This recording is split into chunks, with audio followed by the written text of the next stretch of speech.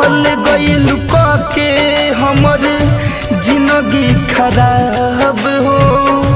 जियता रुझान तू तो होके आबाद हो चल गइल के हमर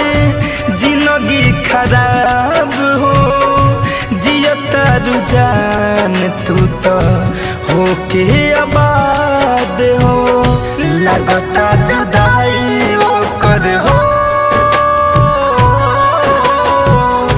लगता जुदाई ओकर जान लेके जाई हो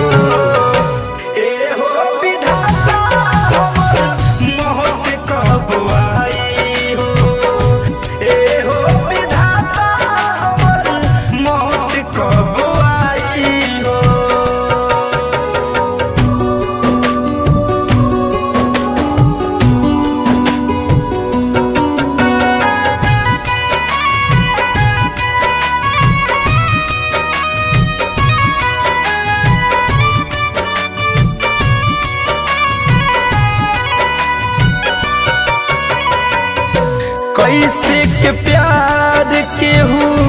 करियन जान से फैशन फिरोज खेला होता इंसान से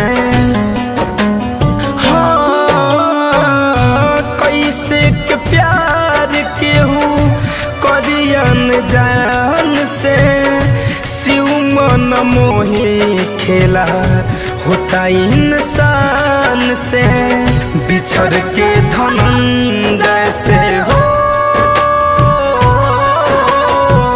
बिछड़ के धनंजय से कैसे